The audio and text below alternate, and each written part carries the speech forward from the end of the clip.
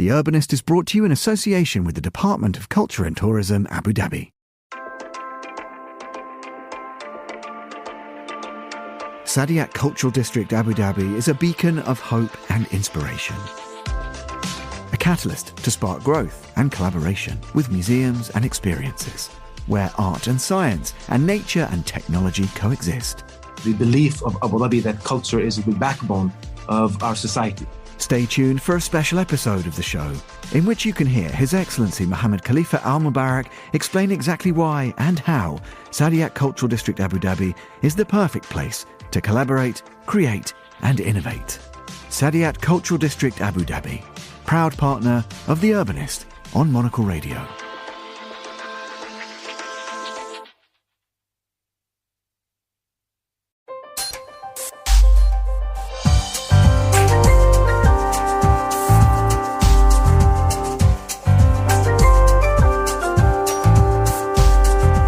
Hello and welcome to The Urbanist, Monocle's programme all about the built environment. I'm your host, Andrew Tuck. Coming up. The idea was, I've got a very poor sense of direction, that's one thing about me. So I figured, in my kind of strange logic, that if I turned, right out of London along the Thames path and just kept going with the water on my left, couldn't get lost. It's obviously a foolproof plan. It's time to review some recent reads here on The Urbanist as we flip through the pages of 3 releases that have landed on our desks in the past few months. From an exploration of Britain's cycleways to look at how best to tend shops in our cities. And a word from the inventor of the 15-minute city concept on how his altruistic idea managed to rile up conspiracy theorists. All that coming up over the next 30 minutes right here on The Urbanist with me, Andrew Tuck.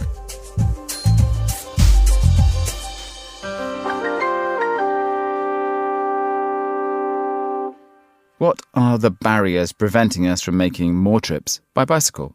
Often it comes down to access to safe, efficient and well-maintained cycle pathways. Britain's national cycle network was all devised by a collection of idealists from Bristol and is still maintained by the charity Sustrans. Journalist and author Laura Laker recently released the book Potholes and Pavements, a Bumpy Ride on Britain's National Cycle Network, which details through local examples what's gone right and wrong with this inspirational piece of national infrastructure. Laura joins me now in the studio to discuss this a little bit more. Laura, thank you for being here. Can we start with a bit of background on the National Cycle Network and how it came about? Yeah, so it's currently about 13,000 miles of routes. It's very mixed in terms of what that comprises. Some of it's the beautiful old off-road greenway, old railway lines, which are now greenways, flat, smooth, tarmac, accessible, family-friendly, all of those things. And then there's the kind of bits on road, which used to be maybe quiet road when the network was conceived. There's some bits on busy roads, there's some bits on pavements, and it's a very mixed bag. But ultimately, 13,000 miles. And the amazing part is that it's, unlike our national highways or the railways, it's run by a charity. So it's got an amazing backstory. I didn't think when I started the book that I was going to be writing about the backstory of Sustrans, the charity in charge of the NCN.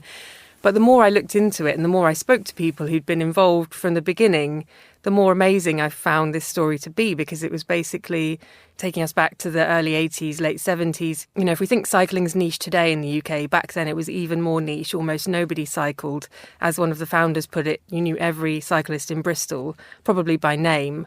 It was an extremely niche pursuit. Government was increasing road building funding, and kind of environmentalists at the time saw the coming climate change crisis and recognised that actually car journeys for short trips didn't really make much sense. And so they thought, why can't we also build a network of cycle routes? Now, the council wasn't interested. The government really wasn't interested at the time. It was all about road building. And so they decided, they were confident people, some of them from kind of upper middle class backgrounds, decided that actually they were just going to do this themselves. So they realised that campaigning wasn't going to work, and one of the kind of leaders of what became Sustrans and of the movement, John Grimshaw, was a civil engineer. He's still at it, all the 40 years later. And he decided, they're going to cycle around, see what kind of routes are available. Bristol, if you haven't been there, is incredibly hilly and lots of steep little hills, and wouldn't seem like it would be cycle friendly on the face of it. But they did have kind of old railway lines and river valleys. So he kind of set out looking for paths that they could perhaps convert. And they settled upon what became the Bristol to Bath Railway Path, which is one of the UK's most famous routes for cycling and walking, and was their first route that they built. They needed money for this. It wasn't going to all be volunteer effort. And so they went to Clark's Shoes. They had a family foundation. And they said, look, we're going to build you a path that's going to wear out lots of shoes because it was going to be nice and rough because they didn't have the money for tarmac.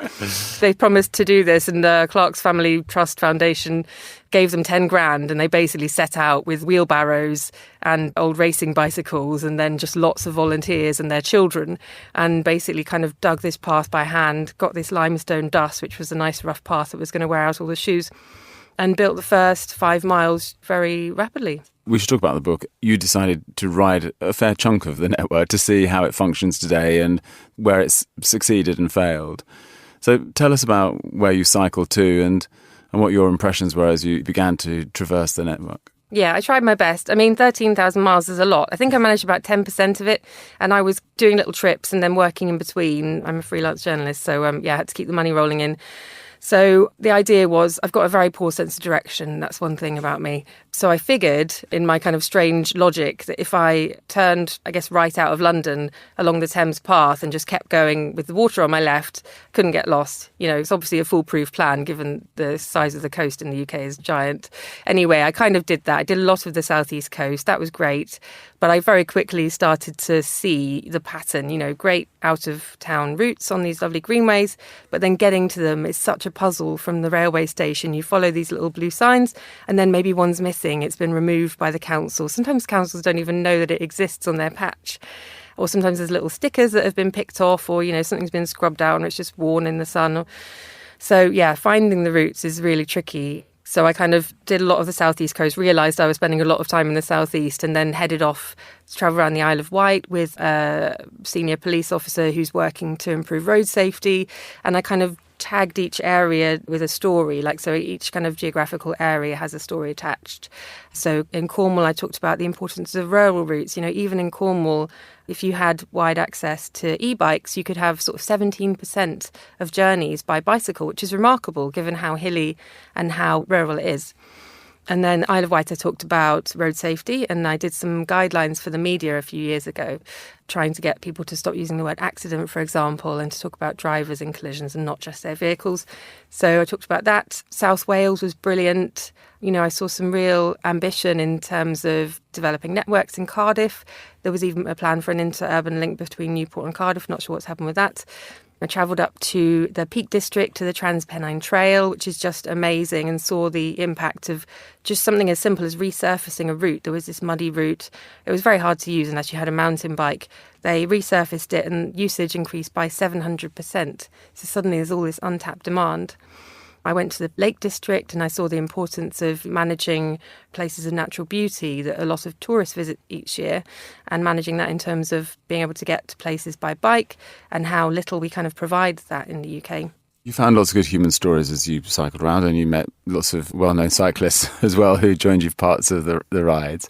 Tell us about one of the two people who you met because you were on your bicycle.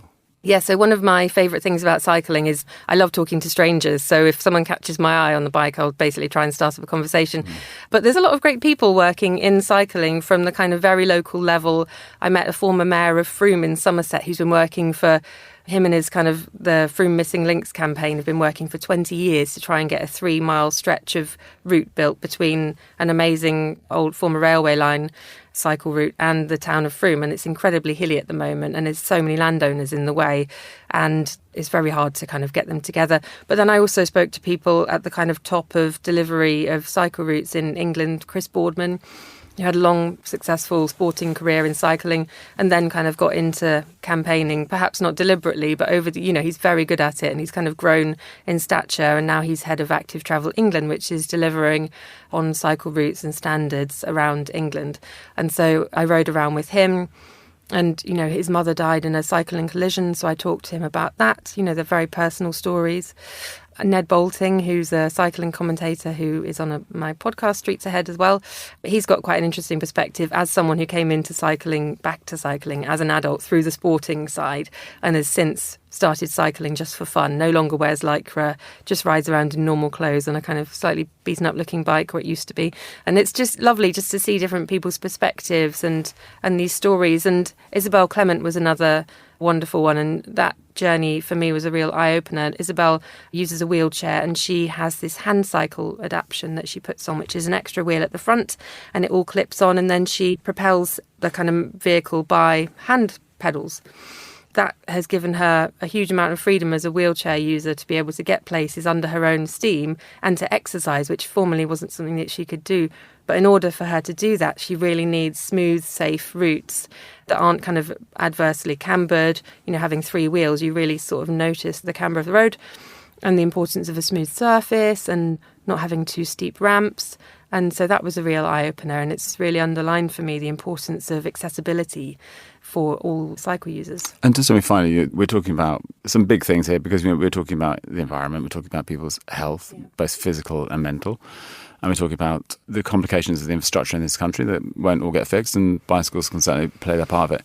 You talked at the beginning of our discussion about the pent-up demand. What would you like to see as a strategy for going ahead? Who should be the players, and what should be the ambition about cycling in this country? Well, we have a body in England. Transport is devolved in the UK. So Wales has their own, Scotland has their own, England has their own, Northern Ireland. And everyone has a vision for cycling. I mean, it's become a bit ensnared in the culture wars in England, sadly. But we have Active Travel England in England. Transport Scotland is doing some great work around cycling. Wales is doing some great work around cycling. What we kind of need is a vision to build a national network, but also connect it up to local networks. And cycling routes, like any infrastructure, need 2 things. They need kind of money and power, and that means multi-year funding. That's one thing that we really haven't had for cycling in the UK. It's been very much a case of stop-start funding. Maybe Sustrans gets thrown a load of money towards the end of the financial year. There's some sort of departmental underspend, and then they have to suddenly spend it. And you can't plan with any sort of scale in that way. Our roads have a 5-year funding cycle. And so we're starting to see this in Scotland, we're starting to see it in Wales, but we need to see this funding ramped up in England. And we know the benefits of cycling. You know, like you said, health benefits, environmental benefits, decongestion benefits. So many journeys are short. Why is the only choice to drive them? It doesn't make any sense. You know, it's very bad transport planning.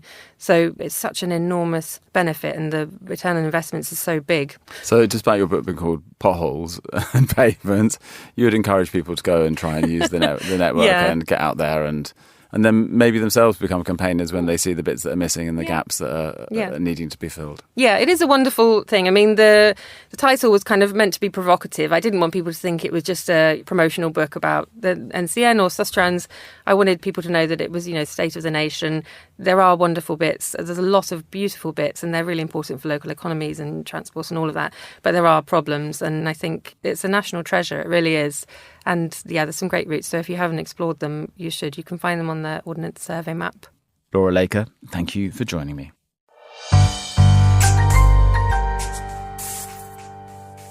What makes for an attractive shop? Retail strategists are constantly trying to reinvent the high street and the mall at a time when urban shopping habits are changing. Perhaps they should just consult Peter Miller, who's run an architecture and design bookshop in Seattle for over 45 years. He's the author of the new book, Shopkeeping, Stories, Advice and Observations, which distills the lessons that he's learnt from 4 decades behind the counter. Monocle's Seattle correspondent, Gregory Scruggs, popped in for a visit to glean Peter's thoughts on shops and the city. Top of the morning. My name's Peter Miller. I run Peter Miller Architecture and Design Books and Supplies. And we've been in this location in Pioneer Square, which is, in fact, is where we started 45 years ago. It's the oldest part of town. It is the brick building part of town. It is down by the water part of town. And now that the viaduct has come down, it is, in a way, the subtlest retail section of town. As you walk about a city, you have a sense of what you can and cannot do. You can't go into the police station. You can't go into a hair salon. You can't go into, a parking garage. You can go into perhaps a public library, but they're not typically on your route of just walking about.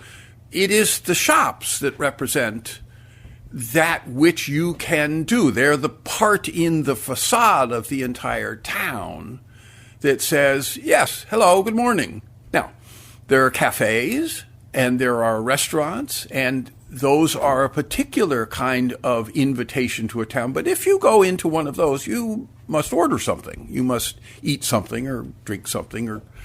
But a shop is sort of an interesting neutral between those, because you don't actually have to buy something. You could go in and just simply look. People go somewhere or live somewhere and they go downtown. They have an interesting condition for shopping. If they live there, typically then they go to a shop for something specifically that they know that shop either has or will have or should have. If they're traveling, they're a little bit different. Then they do judge a town by what they can do. They will be particularly thrilled if they can shop and be excited by being somewhere else. And that's what a shop is. A shop is a yes to the street. A shop is a yes to you walking about. A shop is a yes to, this is interesting. We should look at this. There's a section of Sydney, Australia that we visited a couple of years ago, and it's 2 blocks of dress shops. And I always thought that was a particularly wonderful way to do a street. I don't need to go to a dress shop, but I was thrilled to see such a variance of all these shops, and they had each other. It was great.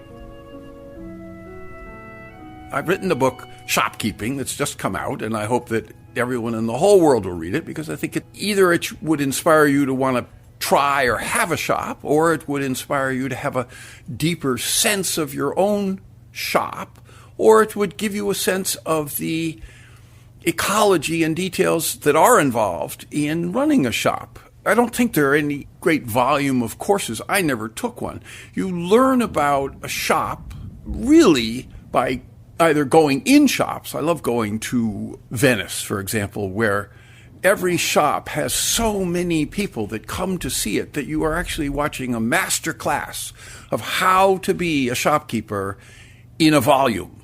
No matter what it is you're selling, you're fielding every question possible. Do you have a restroom?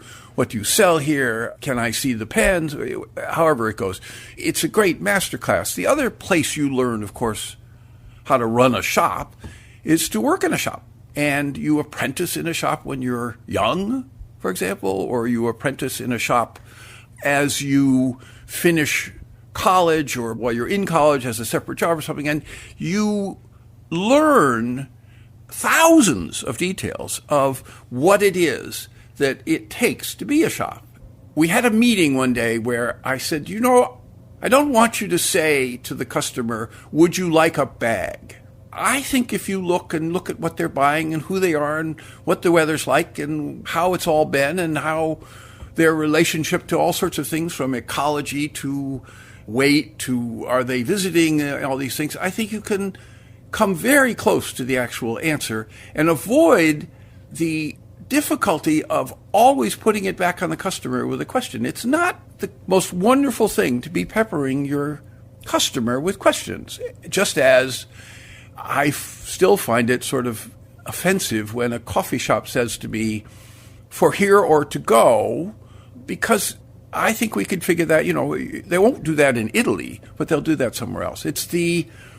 You must be judicious and parsimonious about the questions that you serve upon your customer, because you want them to be pleased to be there.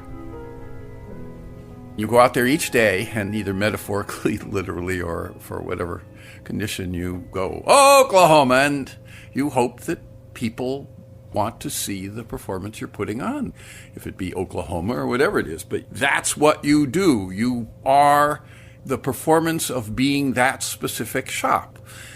If you were going to your office, you could sit at your desk all day and grump about something. The shop, you're open as a presentation, which doesn't mean that it is your personality that controls the entire operation of the day or controls the passion of the day. In terms of the rest of your staff, it is you as a shopkeeper that are the breath of it. And if you lose interest, they may carry you for a little bit, but ultimately they're going to try to find someone more interesting than you because you just seem to have lost interest in it.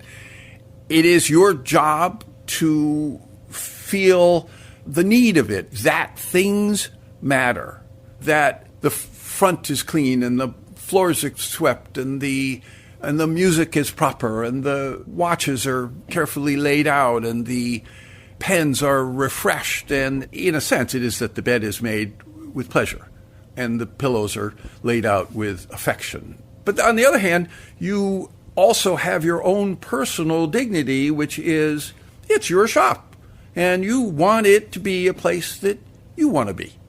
And that can involve both the stock of the shop, but it also involves the lighting of the shop and how it looks and whether it has flowers and how it relates to the different seasons. And it's an interesting and important task. But one of the reasons I wrote the book was to give credit to the details that allow you to do it. You're it. You're the shopkeeper. You're it. You're what keeps it open. And if you look at a site that the shop is no longer open and gone and all you have is a dustpan on the floor, the breath is gone from there. It was there once and then the breath was gone. And it is that breath of making that presentation. It is that Oklahoma that is you being a shop and being open. My thanks to Peter Miller there, speaking to Monocle's Gregory Scruggs. In 2021, urbanist Carlos Moreno released an article introducing the world to a concept called the 15-minute city, proposing an urban paradigm shift to encourage proximity and walkability. Many cities have come to adopt parts of the plan for the betterment of their citizens. But for some, what began as a positive rethink started to be seen, especially by conspiracy theorists, as government oppression in action, with Moreno at the helm. In his new book, The 15-Minute City, A Solution for Saving Our Time and Our Planet, Moreno explores his simple and effective solution for improving city life and ponders why some got his intentions just so wrong. Monocle's Chris Lord sat down with Moreno in Los Angeles. We need to develop a new economic geography in cities for relocalizing jobs, localizing activities, for developing more shorter circuits. With the COVID-19, with the Ukrainian war, with the crisis in the Middle East, we need to develop a more local economical activities for cutting this global dependency. And we need as well to develop more social interactions, culture, education. We have lived this pandemic in 2020. Nobody knows when we will have another pandemic. We have the really strong dependency to fossil energies. We need today to change radically not only our lifestyle, we need to change radically our work style. Now, one of the big things that you talk about radically changing is the relationship really between cities and cars. In the time when Jane Jacobs was writing, probably in the 20 years before her life, cities, certainly here in America, had changed to become very car-orientated places. The highways had been built through the big cities. Yet we're all living now through a kind of hangover of that, aren't we, in your view? Talk me through that a bit, Carlos. What does the city, as you see it, of the future look like when we do reorient things back to people? What does that look like for you? For more than 7 decades, after the massivity production of cars in 1929 by Ford, we have shaped our cities based on the presence of cars and the infrastructures. Our lifestyle and work style were correlated both with the long commutes, long distances. We have accepted the unacceptable, to live with the long distances, to spend our time for commuting, and to lose our useful individual, familial, and social time. With the 15-minute city, we have proposed this new paradigm for switching definitely the era of the predominance of the individual car. It is so important to understand that the 15-minute city is not only a local traffic plan. Of course, we want more walkability and more bikeability. But walkability and bikeability without more local services is an incomplete city. Our idea is to transform an urbanism for a long time infrastructure-oriented for having a urbanism service human-oriented. We have developed a new model, and this is my scientific contributions, to live, to work, to supply, to care, to educate, to enjoy. 6 essential needs for satisfying within a short perimeter in a polycentric city for offering these new ecological, economical, and social transformations. Now, correct me if I'm wrong here, Carlos, but in a way, the whole premise is fairly simple. We talked about Jane Jacobs earlier. It really comes back to those early placemaking ideas that, I guess, updating it now for the kind of cities that we live in and how they're changing.